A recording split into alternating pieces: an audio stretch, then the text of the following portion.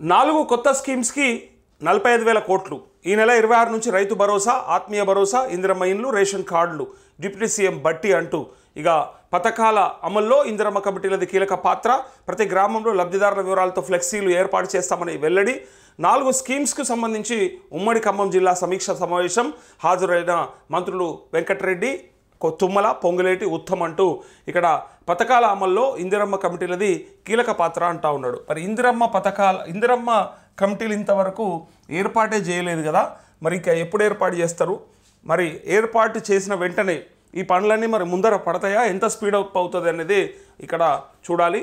అయితే రాష్ట్రంలో కొత్తగా 4 సంక్షేమ పథకాల అమలు కోసం 45,000 కోట్లు ఖర్చు చేస్తున్నామని డిప్యూటీ సీఎం మల్లు భట్టి విక్రమార్క తెలిపారు. ఈ నెల 26 నుంచి రైతు భరోసా, ఇందిరమ్మ ఆత్మీయ భరోసా, ఇందిరమ్మ ఇండ్ల స్కీమ్స్ అమలుతో పాటు కొత్త రేషన్ కార్డులు జారీ చేస్తున్నామని ప్రకటించారు. సోమవారం ఈ 4 స్కీమ్స్కి సంబంధించి ఉమ్మడి ఖమ్మం జిల్లా సమీక్షా సమావేశాన్ని స్థానిక కలెక్టరేట్లో నిర్వహించారు. జిల్లా ఇన్ఛార్జ్ మంత్రి కోమటిరెడ్డి వెంకటరెడ్డి, మంత్రులు ఉత్తమ్ కుమార్ రెడ్డి, పొంగులేటి శ్రీనివాసరెడ్డి, తుమ్మల నాగేశ్వరరావు, ఎంపీలు రఘురామ్ రెడ్డి, బలరాం నాయక్ ఎమ్మెల్యేలు పాల్గొన్నారు.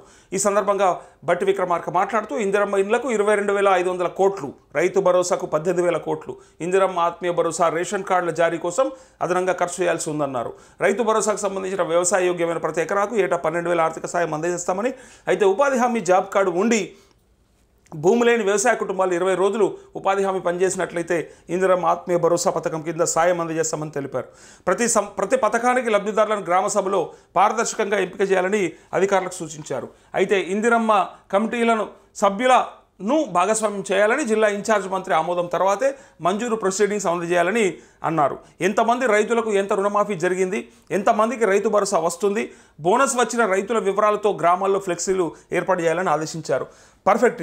ఇది ఎంతమంది రైతులకి రైతు భరోసా అందే అవకాశం ఉంది, దాంతోపాటు ఎంతమంది రైతులకి రుణమాఫీ జరిగిందనేది పక్కాగా ఫ్లెక్సీలు కాదు, ఎంత పెద్ద హోర్డింగ్లు పెడితే అంత పెద్ద హోర్డింగ్లు పెట్టండి.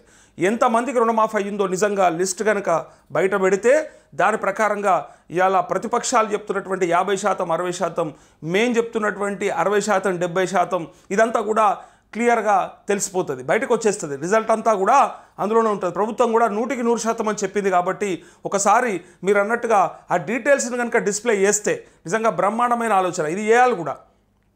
ప్రతి గ్రామంలో 50-60% కంటే ఎక్కువ రుణమాఫీ జరగలేదని, ఇంకా చాలామంది వెయిట్ చేస్తున్నారనే విషయాన్ని ప్రభుత్వానికి తెలపాలంటే, వాళ్ళకు తెలియాలంటే వాళ్ళు చెప్తున్నటువంటి ఆ డిస్ప్లే బోర్డుల ద్వారా వాళ్ళకే తెలుస్తుంది. ఆ గ్రామంలో రైతులు ఎంతమంది, పట్టా పాస్బుక్లు ఎన్ని, దాని ద్వారా రుణమాఫీ ఎంతమందికి లబ్ధి జరిగింది, అర్హులైనరు, ఇంకా కాకుండా మిగిలిపోయిన వాళ్ళ డేటా అంతా కూడా దొరుకుతుంది. ఒక్కసారి మొన్న రుణమాఫీ చేసినటువంటి డేటాతోని డిస్ప్లే చేస్తే కనుక గ్రామాలలో పక్కాగా ఉపయోగపడుతుంది అది. ఎందుకంటే ప్రభుత్వం సైడ్ కానీ లేదా పాలకపక్షం వాళ్ళు అనుకునేది ఏంటంటే, మా మీద కావాలని బట్టగాలు చేస్తూ ఉన్నారు, బురద చల్లుతూ ఉన్నారు, మేము మొత్తం 25 లక్షల మంది రైతులకి రుణమాఫీ చేసినప్పటికీ కూడా ఇంకా సగానికి సగం కూడా కాలేదని చెప్పి మమ్మల్ని అంటా ఉన్నారు కానీ చెప్పి వాళ్ళు అనుకుంటున్నారు. ఇటుపక్కనేమో చేసింది సగం కంటే తక్కువైతే చెప్పుకునేది కొండంతా, గోరంతా చేసి కొండంతా చెప్పుకుంటా ఉన్నారు. ఇంకా చాలా పెండింగ్ ఉన్నది, ఇంకా చాలామంది రైతులు వెయిట్ చేస్తూ ఉన్నారని ఇయ్యాలటికి స్టిల్ నిన్న కూడా హరీష్ రావు మాట్లాడండి ప్రెస్ మీట్లో.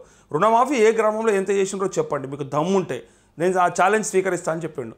సో అట్లనే ఇక్కడ కూడా వీళ్ళు ఆ డిస్ప్లే చేస్తే కనుక ఎవరు అర్హులైనరు, ఎవరికి రాలేదనేది అక్కడ క్లియర్గా తెలిసిపోతుంది. రాని రైతులంతా ఉంటారు కాబట్టి ఆ లెక్క క్లారిటీ వచ్చేస్తుంది. అందుకే అది పెట్టడం చాలా బెటర్, అది పెట్టాలి కూడా, అది పెడితేనే మంచిది.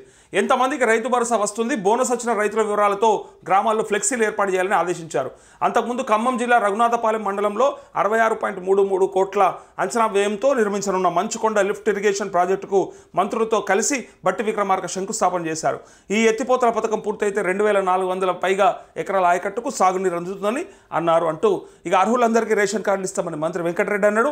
అంటే రేషన్ కార్డుల జారీ నిరంతర ప్రక్రియ అని ఉత్తమ్ కుమార్ రెడ్డి అన్నాడు. గతంలో కేసీఆర్ కంటిన్యూగా ఇవ్వలేదు, మొదలు పెట్టలేదు, ఇవ్వకపోవడం వల్లనే చాలా మటుకు నష్టపోయినామని చెప్పిండ్రని వీళ్ళు కొత్తగా ఇప్పుడు మేము నిరంతర ప్రక్రియలాగా, అంటే డైలీ ఇచ్చేలాగా, ఏదో ఒకసారి ఇచ్చి ఆపేలాగా కాకుండా రెగ్యులర్గా అప్లై చేసుకుంటట్టుగా రెగ్యులర్గా అడిషన్లు, డిలీషన్లు, ఆప్షన్లు వచ్చి ఉండేలాగా ఇక అదొక నిరంతర ప్రక్రియ అని చెప్పడానికి ఇక్కడ ఉత్తమ్ కుమార్ రెడ్డి ప్రయత్నం చేసిండు. ఇక్కడ మంత్రి కోమటిరెడ్డి ఏమో అర్హులందరికీ రేషన్ కార్డులు ఇస్తారట, అర్హులందరికీ రైతు రుణమాఫీ అని చెప్పారు, అర్హులందరికీ రైతు భరోసా అన్నారు.